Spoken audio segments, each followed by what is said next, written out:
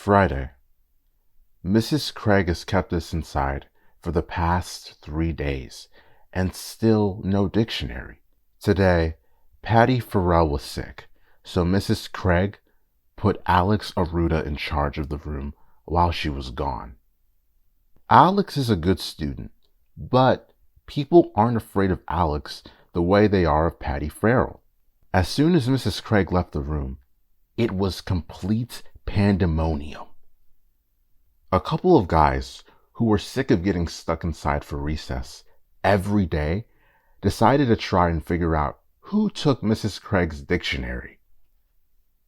The first person they interrogated was this kid named Corey Lamb. I think Corey was number one on the list of suspects because he's smart and he's always using big words. Corey fessed up to the crime in no time flat. But it turns out he only said he did it because the pressure made him crack. The next kid on the list was Peter Lynn. And before you knew it, Peter was confessing too. I figured it was just a matter of time before those guys cornered me. So I knew I had to think up something fast. I've read enough Sherlock Sammy books to know that sometimes it takes a nerd to get you out of a pinch. And I figured if anyone could crack this case, it was Alex Aruda. So me and a couple of the other guys who were worried about getting hassled went over to Alex to see if he could help us out. We told Alex we needed him to solve the mystery of who took Mrs. Craig's dictionary, but he didn't even know what we were talking about. I guess Alex had been so wrapped up in his book that he hadn't even noticed what had been going on around him for the past couple of days. Plus, Alex always stays inside to read during recess, so Mrs. Craig's punishment hadn't had a big effect on his life. Unfortunately, Alex has read his share of Sherlock Sammy books too, so he said he would help us if we paid him $5. Well, that was totally unfair because Sherlock Sammy only charges a nickel. But me and the other guys agreed it was worth it, and we pulled our money, then forked over the $5. We laid out all the facts of the case to Alex, but we didn't know a whole lot. Then we asked Alex if he could get us pointed in the right direction. I expected Alex to start taking notes and spout some scientific mumbo jumbo, but all he did was close the book he was reading and show the cover to us. And you're not gonna believe this, but it was Mrs. Craig's dictionary. Alex said he'd been studying the dictionary to get ready for the state spelling bee next month. Well, that would have been nice to know before we gave him our $5. Anyway, there was no time to waste complaining because Mrs. Craig was going to be back in the room at any second. Corey Lamb grabbed the book from Alex and put it on Mrs. Craig's desk, but she walked in the room right at that moment. Mrs. Craig ended up going back on her whole no consequences promise. So Corey Lamb is going to be spending the next 3 weeks inside during recess. Looking on the bright side though, at least he'll have Alex Aruda to keep him company. February, Tuesday. Yesterday in the cafeteria, when I emptied out my lunch bag, I got 2 fruits and no snacks. This was a pretty big problem. Mom always packs cookies or sugar wafers or something in my lunch bag, and it's usually the only thing I eat. So I had no energy for the rest of the day. When I got home, I asked Mom what the deal was with the 2 fruits thing. She said she always buys enough treats to last us the whole week. So one of us boys must have taken the snacks out of the bin in the laundry room.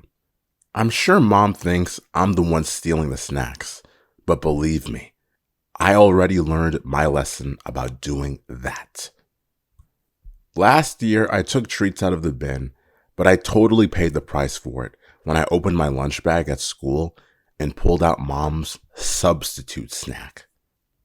Would one of you gentlemen care to trade something for a pack of croutons? Today at lunch, it was the exact same thing. 2 fruits and no snacks. Like I said, I really depend on the boost I get from that sugar. I almost fell asleep in Mr. Watson's class in 6th period, but luckily, I snapped awake when my head hit the back of my chair. When I got home, I told Mom it wasn't fair someone else was eating the treats and I was having to suffer. But she said she wasn't going to go grocery shopping until the end of the week and that I'd just have to make do until then. Dad wasn't any help either. When I complained to him, he just made up a penalty for anyone caught stealing snacks, which was no drums and no video games for a week. So obviously, he thinks it's either me or Roderick. Like I said, it's not me, but I figured Dad might be right about Roderick. When Roderick went up to the bathroom after dinner, I walked down to his room to see if I could find any wrappers or crumbs. But while I was poking around in Roderick's room, I heard him coming downstairs. I had to hide quick because for some reason, Roderick gets really bent out of shape when he catches me in his room, like he did yesterday. Hey, look at me! Right before Roderick got to the bottom of the stairs, I dove into his desk cabinet and shut the door. Roderick walked in the room and then flopped on his bed and called his friend Ward. Roderick and Ward talked forever, and I was starting to think I might have to spend the night in that desk. Roderick and Ward got into a pretty heated debate about whether or not a person could throw up while standing on their head, and I started to feel like I was going to throw up myself. Luckily, right around then, the phone's battery died. When Roderick went upstairs to get the spare phone, I made a run for it.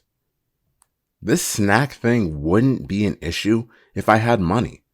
If I did, I could just buy something from the vending machine at school every day. At the moment, though, I'm kind of broke. That's because I wasted all my money on some junk I can't even use. About a month ago, I saw these ads in the back of one of my comic books, and I sent away for a couple of things that were supposed to totally change my life. I started receiving my stuff in the mail about 2 weeks ago. The cash machine turned out to be some stupid magic trick where you have to insert your own money in the secret slot for it to work. And that wasn't good, because I was really counting on that thing to get me out of having to find a job when I grow up. The X-ray goggles just made you see blurry and cross-eyed, so that was a bust too. Oof. The throw your voice thing didn't work at all, even though I followed the instructions in the book. I'm an idiot. I'm an idiot. What the heck? But the item I had the highest hopes for was the personal hovercraft. I figured getting home after school would be a breeze once my hovercraft finally showed up in the mail. So long, suckers. Well, I got the package today, but there wasn't a hovercraft inside. There was just a blueprint for how to build a hovercraft, and I got stuck on step 1. Step 1. Acquire an industrial twin turbine engine. I just can't believe the people who write those ads can get away with lying to kids like that. I thought about hiring a lawyer to sue those guys, but lawyers cost money. And like I said before, the cash machine was a piece of garbage. Thursday.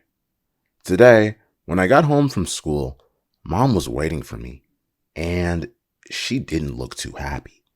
It turns out the school sent home mid-quarter report cards, and She got the mail before I could intercept it. Mom showed me the report card, and it wasn't pretty. Then she said we were going to wait for Dad to get home to see what he thought. Man, waiting for Dad to get home when you're in trouble is the worst. I used to just hide in the closet, but recently I figured out a better way to handle it. Now, whenever I get in trouble, I ask Grandma to come over for dinner because Dad's not going to act mad at me if Grandma's around. Why, aren't you a dear? At dinner, I made sure I sat in the seat right next to Grandma.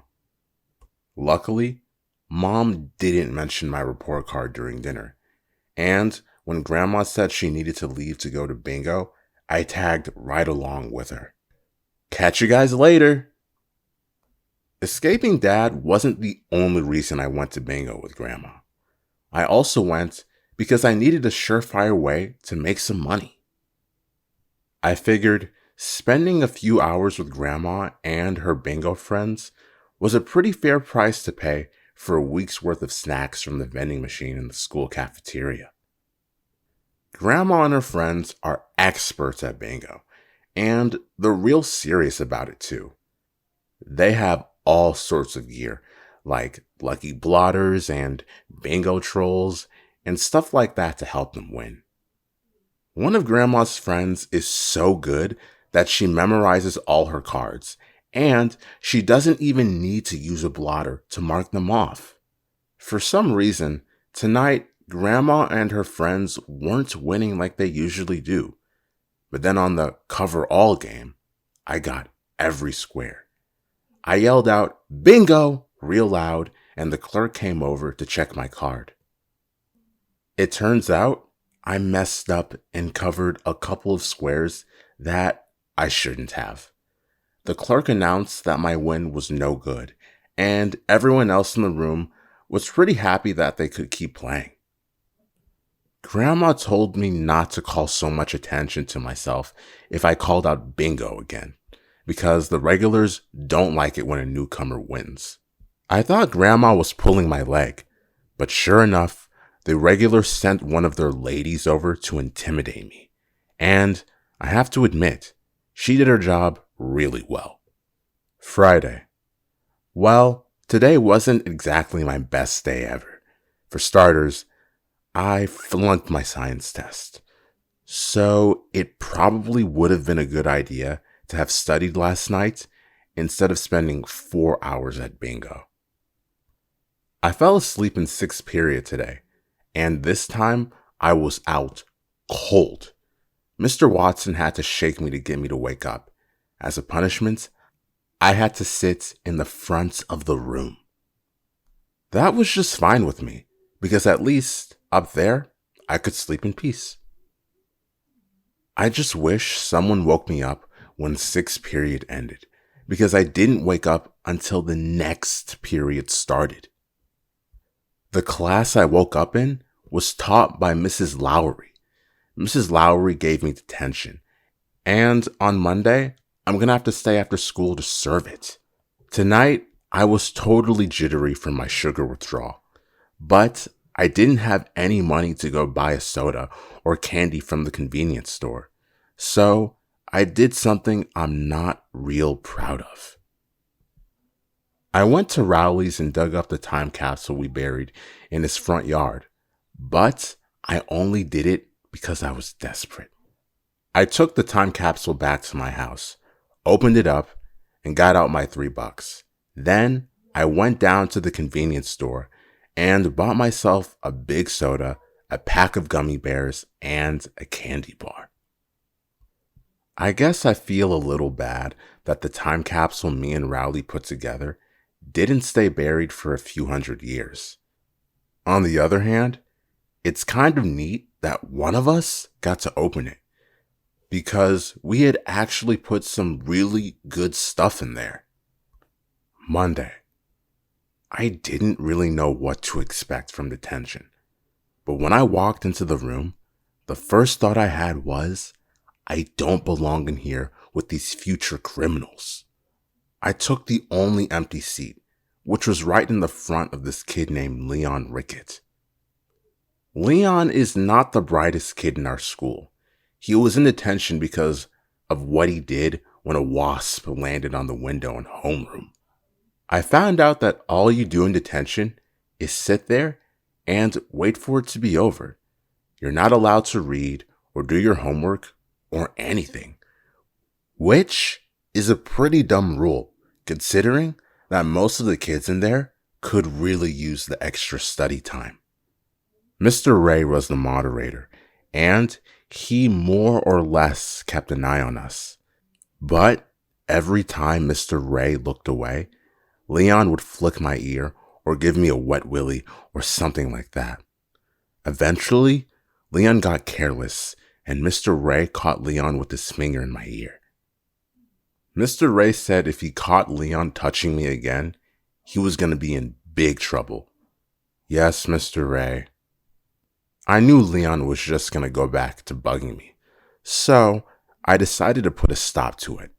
As soon as Mr. Ray's back was turned, I slapped my hands together to make it seem like Leon hit me. Ouch! Mr. Ray turned around and told Leon he was going to have to stay another half hour and that he had detention again tomorrow. On the way home, I was wondering if I made the smartest move back there at the school. I'm not exactly the fastest runner, and a half hour isn't that big of a head start. Tuesday. Tonight I realized all of my current problems can be traced back to when someone in my family started stealing the lunch snacks. So I decided to catch the thief once and for all. I knew Mom had gone grocery shopping over the weekend, so there was a fresh supply of snacks in the laundry room. That meant the snack thief was pretty much guaranteed to strike. After dinner, I went in the laundry room and turned off the light. Then I climbed in an empty basket and waited. About a half hour later, someone came in the room and turned on the light. So I hid under a towel, but it turns out it was just Mom. I stayed perfectly still while she got clothes out of the dryer. Mom didn't notice me in there, and she dumped the clothes from the dryer right into the bin where I was hiding. Then she walked out of the room, and I waited some more. I was seriously ready to wait there all night if that's what it took. But the clothes from the dryer were really warm, and I started feeling a little drowsy. And before I knew it, I was asleep. I don't know how many hours I slept, but what I do know is that I woke up to the sound of crinkling cellophane. When I heard the sound of chewing, I turned on my flashlight and caught the thief red-handed. Ha! It was Dad! Man, I should have known it was him from the start. When it comes to junk food, he's a total addict. I started to give Dad a piece of my mind, but he cut me off. He wasn't interested in talking about why he was stealing our lunch snacks. What he was interested in talking about was what the heck I was doing buried in a pile of Mom's underwear in the middle of the night. Right at that moment, we heard Mom coming down the stairs. I think me and Dad realized how bad the situation looked for both of us, so we each just grabbed as many oatmeal creams as we could carry and made a run for it. Wednesday. I was still really steamed at Dad for stealing our lunch treats, and I was planning on confronting him tonight. But Dad was in bed by 6 o'clock, so I didn't get my chance. Dad went to bed so early because he was depressed about something that happened when he got home from work. When Dad was getting the mail, our neighbors from up the street, the Snellas, walked down the hill with their new baby. Hey there, Frank. The baby's name is Seth, and I think he's about 2 months old. Every time the Snellas have a baby, 6 months later, they throw a big half birthday party and invite all the neighbors. The highlight of each Snella half birthday party is when the adults line up and try to make the baby laugh. The grown-ups do all these wacky things and make complete fools of themselves. Goo, goo, goo, goo, goo. I've been to every single Snella half birthday party so far, and no baby has laughed once. Everyone knows the real reason the Snellas have these half birthday parties is because their big dream is to win the $10,000 grand prize on America's Funniest Families. That's this TV show where they play home movies of people getting hit in the groin with golf balls and stuff like that. The Snellas are just hoping something really funny will happen at one of their parties so they can catch it on videotape. They've actually gotten some pretty good stuff over the years. During Sam Snella's half birthday party, Mr. Bittner split his pants doing jumping jacks. And during Scott Snella's party, Mr. Odom was walking backward and he fell in the baby pool. Wah! The Snellas turned in those videos, but they didn't win anything. So I guess they're just gonna keep having babies until they do. Dad hates performing in front of people, so he'll do everything he can to avoid having to act like a fool in front of the whole neighborhood. And so far, Dad has weaseled his way out of every single Snella half birthday party. At dinner, Mom told Dad he has to go to Seth Snella's half birthday party in June. And I'm pretty sure Dad knows that this time his number is finally up. Thursday. Everybody at school has been talking about the big Valentine's dance that's coming up next week. This is the first year at my school that they've actually had a dance, so everyone's all excited. Some of the guys in my class were even asking girls if they would be their dates to the dance. Me and Rowley are both bachelors at the moment, but that's not going to stop us from arriving in style. I figured if me and Rowley scrape together some money in the next few days, we could rent a limo for the night. But when I called the limo company, the guy who answered the phone called me ma'am. So that pretty much blew any chance he had of getting my business. Since the dance is next week, I realized I was going to need something to wear.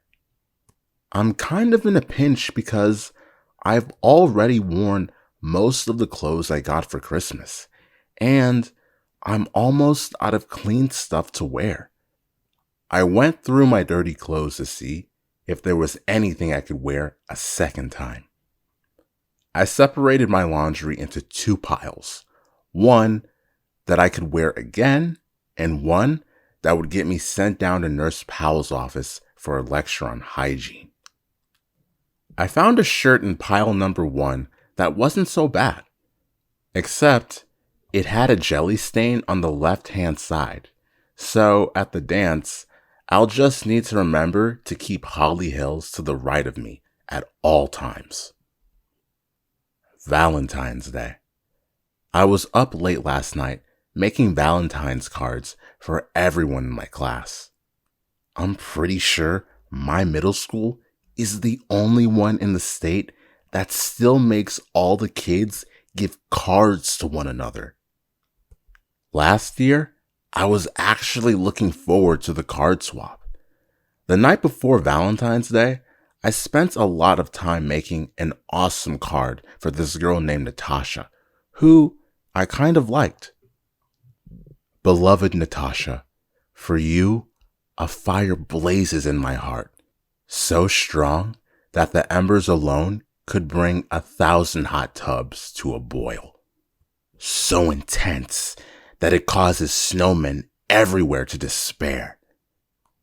Let the bonfire of my love wrap you in its warmth. Only your kiss could quench the flames that so consume me. To you, I pledge my love, my desire, my life. Greg. I showed Mom my card to check for spelling errors, but she said what I wrote wasn't age appropriate. She told me maybe I should just get Natasha a little box of candy or something, but I wasn't about to take romantic advice from my mother. At school, everyone went around the room and put their Valentine's cards in one another's boxes, but I delivered my card to Natasha personally. I let her read it, and then I waited to see what she made for me. Natasha dug around in her box and pulled out this cheap store-bought card that was supposed to be for her friend Chantel, who was out sick that day. Then, Natasha scribbled out her friend's name and put my name on it instead. Anyway, you can probably see why I wasn't too enthusiastic about the card exchange this year. Last night, I came up with a great idea. I knew I had to make a card for everyone in the class, but instead of being all mushy and saying things I didn't really mean, I told everyone exactly what I thought of them. The trick was, I didn't actually sign any of the cards. Dear James, you smell. A few of the kids complained about the cards to our teacher, Mrs. Reiser, and then she went around the room trying to figure out who sent them. I knew Mrs. Reiser would think that whoever didn't get a card was the culprit, but I was prepared for that because I made a card for myself too. Dear Greg, I hate your guts. After the card exchange came the Valentine's dance. The dance was originally supposed to be at night, but I guess they couldn't get enough parents to volunteer to be chaperones. So they put the dance smack in the middle of the school day instead.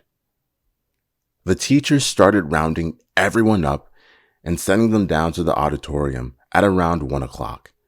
Anyone who didn't want to cough up the $2 for admission had to go down to Mr. Ray's room for study hall. But it was pretty obvious to most of us that study hall was basically the same thing as detention. The rest of us filed into the gym and sat in the bleachers. I don't know why, but all the boys sat on one side of the gym and all the girls sat on the other. Once everyone was inside the gym, the teacher started the music. But whoever picked out the songs is seriously out of touch with what kids are listening to these days. You do the hokey pokey and you turn yourself around. For the first 15 minutes or so, no one moved a muscle. Then Mr. Phillips, the guidance counselor, and Nurse Powell walked to the middle of the gym and started dancing. I guess Mr. Phillips and Nurse Powell thought if they started dancing, all the kids would come down onto the floor and join them. All they really did was guarantee that everyone stayed in their seat. Finally, Mrs. Mancy, the principal, grabbed a microphone and made an announcement. She said that everyone in the bleachers was required to come down onto the floor and dance, and it would count for 20% of our phys ed grades. At that point, me and a couple of other boys tried to sneak out to go down to Mr. Ray's room, but we got caught by some teachers who were blocking the exits. Mrs. Mancy wasn't kidding about the gym grade thing either. She was walking around with Mr. Underwood, the phys ed teacher, and he was carrying his grade book with him. I'm already close to flunking phys ed, so I knew it was time to get serious. But I didn't want to look like a fool in front of the kids in my class either. So I just came up with the simplest move I could do that would technically qualify as dancing. Unfortunately, a bunch of guys who were worried about their phys ed grades saw what I was doing, and they came over to where I was. And the next thing I knew, I was surrounded by a bunch of bozos who were stealing my moves. I wanted to get as far away from those guys as I could. So I looked around the gym for a place where I could go and dance in peace. That's when I spotted Holly Hills across the room, and I remembered why I even bothered coming to the dance in the first place. Holly was dancing with her friends in the middle of the gym, and I started doing my step dance thing, moving slowly toward them. All the girls were lumped together in one big pack, and they were dancing like professionals, probably because they spend all their free time watching MTV. Holly was right in the middle of the group. I kind of danced around the outside of the circle for a while, trying to find an opening, but I couldn't. Finally, Holly stopped dancing and went to get a drink, and I knew it was my big chance. But just when I was about to go up to Holly and say something witty, Fregley came flying out of nowhere. Boogie, boogie, boogie. Fregley had pink frosting covering his face, so he was probably all hopped up on sugar from the cupcakes they were serving at the refreshments table. All I know for sure is that he totally ruined what should have been a great moment between me and Holly. A few minutes later, the dance was over, and I missed my chance to make a good impression on her. I walked home alone after school because I just needed a little time by myself. After dinner, Mom told me there was a Valentine's card out in the mailbox with my name on it. When I asked her who it was from, she just said, "Someone special."